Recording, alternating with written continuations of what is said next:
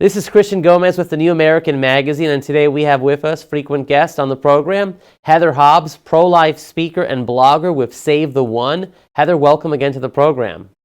Thanks for having me again, Christian. So it looks like in the state of Oregon in the House of Representatives, there was an attempt to pass a Born Alive bill. Can you tell us a little bit about the Born Alive bill and how it fared in the Oregon House of Representatives?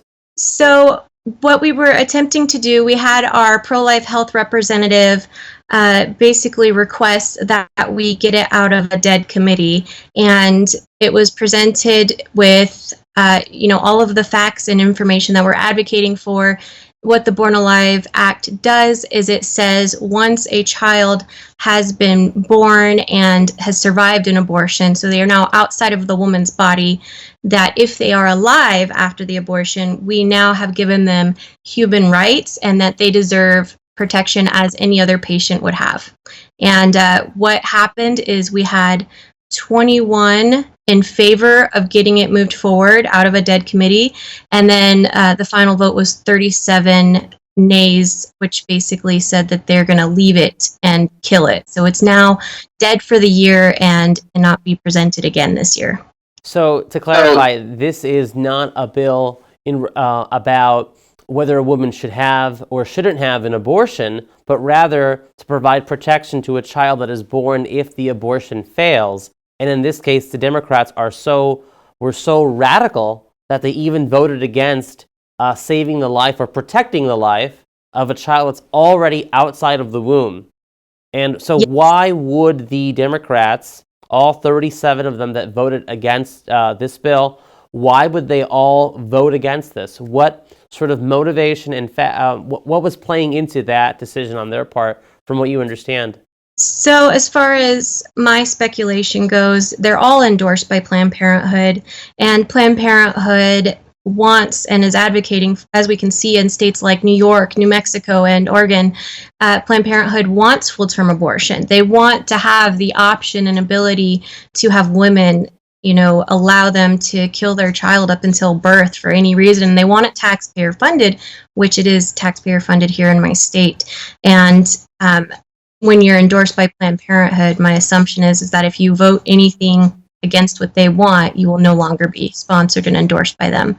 So what exactly is the next step? What's going to happen now with the pro-life movement in Oregon? Is there going to be an attempt to take hold of some of those seats through elections to sort of knock out some of those Democrats that voted against it so they can have a new majority in the House?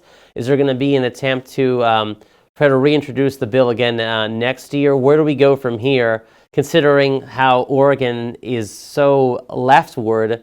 What can pro-life activists and Christians and those, even secular individuals that are still pro-life, what can they do to try to keep advancing the protections for children from failed abortions in Oregon? So one key element is raising awareness that this is an issue.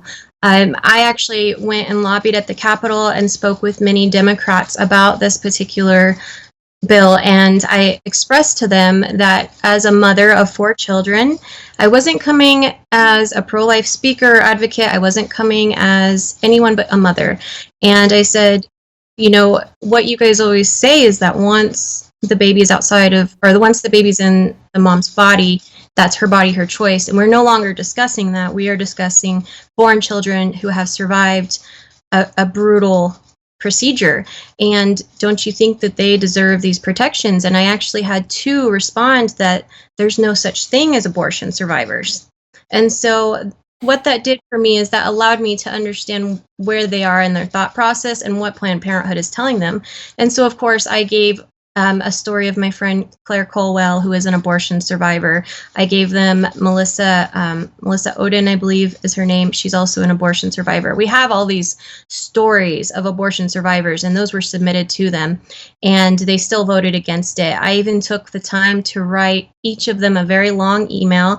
I gave them, there's so many Democrats around the country right now who are supporting the Born Alive Act. We saw in Louisiana and North Carolina, I believe there were 2 Democrats that kind of rose to fame because they spoke out for life, and especially in favor of a Born Alive Act there. And so I gave them that information where Democrats are supporting this. I gave them the information that it is not impinging on what they believe is a woman's choice. And, I had another Democrat tell me that if they save these babies, then the doctors are now at risk for a lawsuit. So they're more concerned with the doctor potentially being sued for performing life-saving rescue on a child who has been harmed through abortion and survived. They're more concerned about doctors being sued than they are these children who are human beings who deserve human rights. And I thought for sure this was the perfect, middle ground for people from both sides to come together and at least say, yes, these children deserve protection as any other patient would. They now are outside of a woman's body. They are now their own person by your definition. Absolutely. And I was terribly heartbroken to see that even with the evidence that I submitted to them and Oregon Right to Life, we all worked together to give a compelling case from not even a pro-life standpoint, just a standpoint of protecting children. And they shot it down. And so it really let us know their mindset, where they're at, and how strongly they're against it.